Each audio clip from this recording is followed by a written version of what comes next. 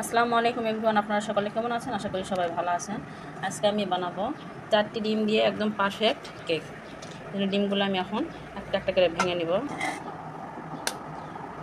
ডিমগুলো আমি সুন্দর করে ভেঙে নেব। ডিমের সাদা অংশ আর কুসুমের অংশ আলাদা করে নেব এভাবে। এই যে দেখেন, এভাবে 4টি ডিমেরই আমি সাদা অংশ নিব আর কুসুম অংশ রেখে দেবো, এটা পরে মিক্স করব। আমি কীভাবে কেকটা বানাচ্ছি একদম আপনারা সেই টিপসটা ফলো করুন, দেখবেন একদম পারফেক্ট কেক বানাতে পারবেন।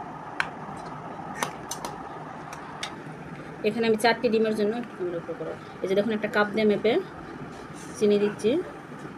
সব কিছু উপকরণ আমি এই কাপ দিয়ে মেপে দিব। এখন আমি এখানে 1.5 কাপের মতন, 2 কাপও তো একটু কম, মিষ্টিটা আপনারা আপনাদের পছন্দ মতন দেবেন। আমি 1.5 কাপে একটু বেশি চিনি দিয়ে দিলাম। এটা এখন আমি সুন্দর করে মিক্স করবো, করে এখানে একদম ফমি ফমি ভাব করব। এই কেকটি যত আপনার মিক্সিংটা যত ভালো হবে, যত সুন্দর ফমি ফমি হবে, কেকটা তত ফুলবে। আমি একটা হ্যান্ড ওয়াশ নিয়েছি, যেটা সুন্দর করে মিক্স করতেছি। দেখুন আমি এখানে চিনি যেই কাপ দিয়ে মাখিয়ে দিয়েছি সেই একই কাপে 2 কাপ ময়দা নিয়েছি। আর এখানে দিয়ে দিলাম হাফ চা চামচ বেকিং সোডা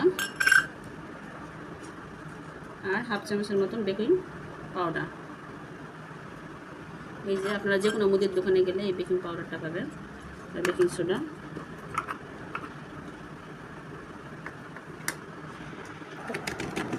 এই যে আমি চিনি আর ডিমের সাদা অংশটা একদম ফমি ফমি করে ফেলে দিচ্ছি। দেখুন কীরকম। এ পর্যায়ে এখন আমি ডিমের কুসুম অ্যাড করে দেব।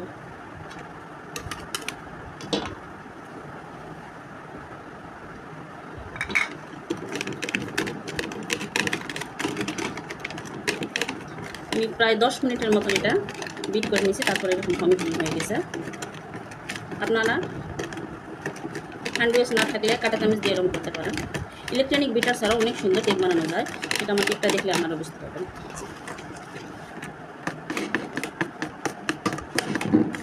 ডিমের কুসুমটা ফমের সাথে অ্যাড করা হয়ে গেছে। এখন আমি 4 একই কাপে 1 কাপ তেল দিয়ে দিলাম। এখানে 1 কাপ তেল আর দিয়ে দেবো 1 কাপ গুঁড়া দুধ। গরুর দুধ দিলে হয়, আমি গুঁড়া দুধটা গুলিয়ে নিয়েছি, নিয়ে এভাবে দিয়ে দিলাম। এখন এটা সুন্দর করে মিক্স করে আমি আস্তে আস্তে আটাগুলো অ্যাড করে দেবো। এখানে আমি যে আটাটার মধ্যে বেকিং পাউডার বেকিং সোডা দিয়ে রাখছিলাম, এটা এখন ডিমের মধ্যে মিক্স করে দেবো। এটা অল্প অল্প করে দেবো আর অল্প অল্প করে মিক্স করবো, এটা দেওয়া হবে না। আচ্ছা, একবারে দিব না মিশ্রণটা এভাবে অল্প অল্প করে দেবো আর মিক্স করবো।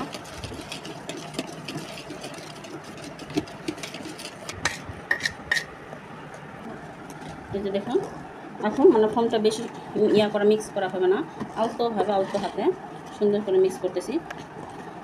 এটা বেশি মিক্স করতে গেলে ফোমটা এখন নষ্ট হয়ে যাবে। আমি এটা ভালোভাবে মিক্স হয়ে গেলে কেকটা বসিয়ে দিব।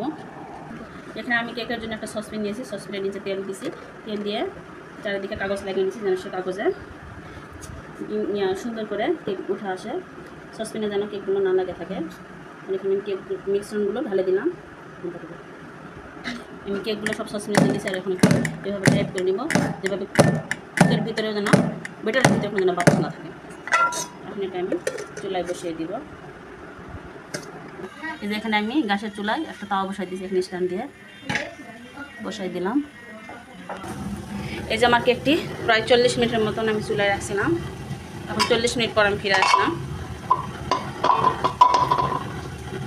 একটা কাঠি দিয়ে দেখবো, একদম দেখুন একদম ক্লিন, আমার কেকটি একদম পুরা হয়ে গেছে, এর মধ্যে কোনো কাঁচা ভাব নাই। এই যে এখন আমি কেকটি নামিয়ে নিব।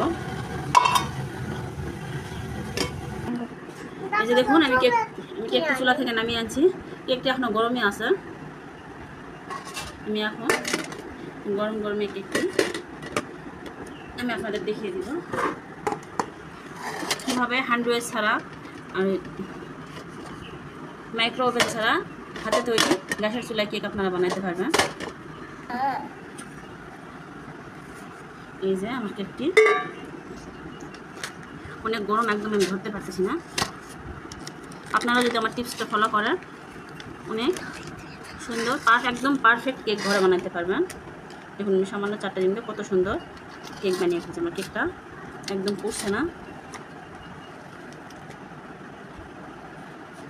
চকলেট কিনবো তো, চকলেট কিনে দেওয়া লাগে তো। এই যে দেখুন আমার কেক কত সুন্দর হয়েছে। এই যে দেখুন আমার কেকটা কত স্পঞ্জি হয়েছে, এটা আমি আপনাদের কেটে দেখে দেবো।